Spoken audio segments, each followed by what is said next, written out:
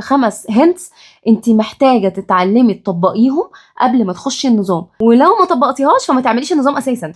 هالو جيرلز، عاملين ايه؟ شكرا على كل الكلام اللي اتكتب لي على اخر فيديو.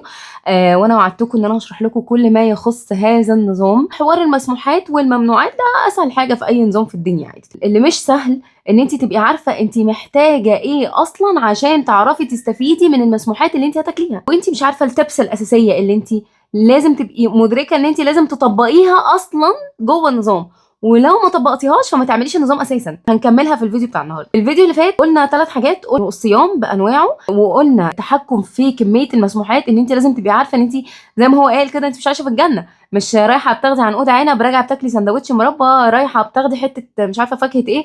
هي مش كده، هي مش كده. هو تاني حاجه لازم تكوني بتتحكمي في كميه الاكل بتاعتك، وتبقي مدركه للاكل اللي قدامك وانا هاكل منه قد ايه. وتالت حاجه قلنا ان احنا مش هنقوم من على الاكل شبعانين تماما، شبعانه راضيه يعني مرضيه، بس مش بطني مزنوقه. دول 3 حاجات قلناهم في الفيديو اللي فات. في الفيديو ده هنتكلم في حاجه واحده بس، وهي اهم حاجه اصلا في كل ده، الا وهي ان انا ما باكلش غير لما اكون جعانه، ما بشربش غير لما اكون عطشانه، مش ماسكه ازازه ميه رايحه جايه بشرب فيها وفي نفس الوقت رايحه جايه على الحمام. الفيديو بتاع النهارده ده انا هشرح لكم بقى الحته دي هنطبقها ازاي اصلا. اللي ما عرفنيش، انا كوتش اودي، مدرب معتمد من الناس من اساسي وخاصيه تغذيه رياضيين، ومالي سبسكرايب ودوسي على زرار الجرس عشان يوصلك الفيديوز اللي جايه كلها هتبقى شرح لهذا النظام.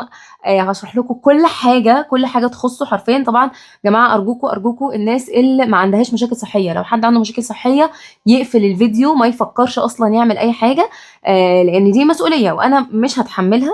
فلو انت عندك مشاكل صحيه بتاخدي اي ادويه من اي نوع، ارجوكي راجعي دكتورك قبل ما تاخدي قرار في تغيير اي حاجه في اكلك. الفيديوهات اللي انا هعملها دي للناس الاصحاء اللي ما بياخدوش اي ادويه بصوره مستمره، ما عندهمش مشاكل صحيه. يعني ايه ما باكلش غير لما جوع؟ يعني ايه ما اشربش غير لما اعطش؟ طب ما انا ما بعطش، ما تشربيش. لا، هي مش كده قوي. خلينا نكون دايما معتدلين. الناس اللي ما بيجيلهاش احساس الجوع او ما بيجيلهاش احساس العطش تقولك طب ما انا كده، يعني ما انا كده بقى مش هاكل، ما انا كده مش هعطش مش هشرب. هي مش كده. في دايت اصلا معترف بيه، دايت موجود ومعترف بيه، اسمه التغذيه الحدسيه او الانتويتيف ايتنج، ان انا باكل بحدسي. يعني ايه بحدسي؟ الدايت ده ما فيهوش ممنوعات ومسموحات. دايت اللي هو او النظام اللي هو اسمه انتويتيف ايتنج او التغذيه الحدسيه، ده بيكون نابع من جوه. انا بتعامل مع نفسي، بسمع نفسي، بشوف انا نفسي اكل ايه، عايزه اشرب امتى، عايزه اكل حته الشوكولاته دي هاكلها، عايزه افطر دلوقتي هفطر، عايزه اتغدى مش عايزه مش هاكل. ده تفسير كلمه الانتويتيف ايتنج، وده حرفيا اللي هو دكتور ضياء قاله، بس هو ما قالهاش كده. هو قال لك احنا مش بناكل غير لما بنجوع، مش بنشرب غير لما نعطش. حلو، اركنوا الجملتين دول على جنب، نرجع تاني للانتويتيف ايتنج. يعني ايه ما باكلش غير لما اجوع؟ بصحى من النوم اصوم. يعني ايه صايمه؟ يعني ما باكلش، بصحى من النوم ما باكلش لحد ما احس ان انا جعان. لما بجوع باكل. طب اسم الوجبه اللي انا هاكلها دي ايه؟ فطار؟ لا، ولا فطار ولا غدا ولا عشاء، ما عندناش مسميات. عندنا جعانين بناكل وجبه كامله. لما نرجع لنظام الطيبات هنقول اننا وجبه كامله من مسموحات نظام الطيبات، صح؟ يعني الوجبه دي اللي هي اول وجبه هتكون وجبه مشبعه من النظام ده.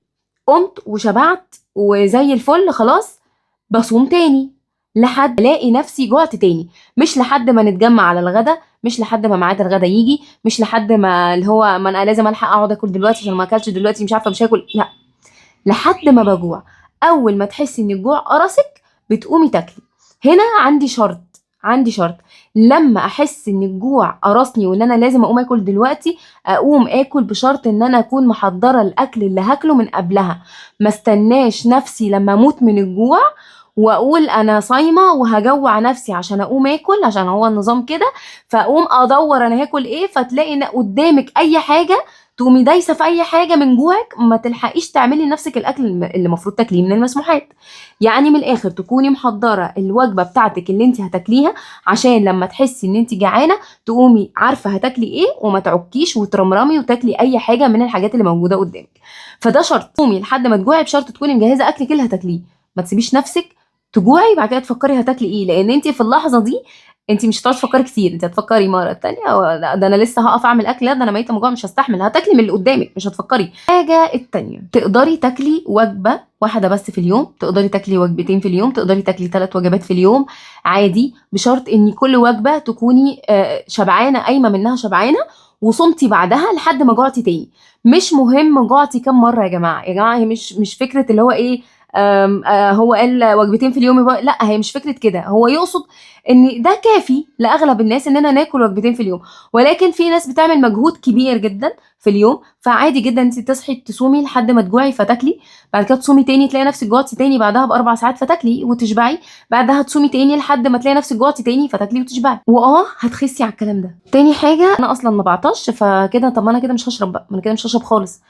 لا هي مش كده، احنا كده كده لازم نشرب. حاولي تربطي الميه بالوجبه اللي انت بتاكليها، كوبايه ميه بعد كل وجبه.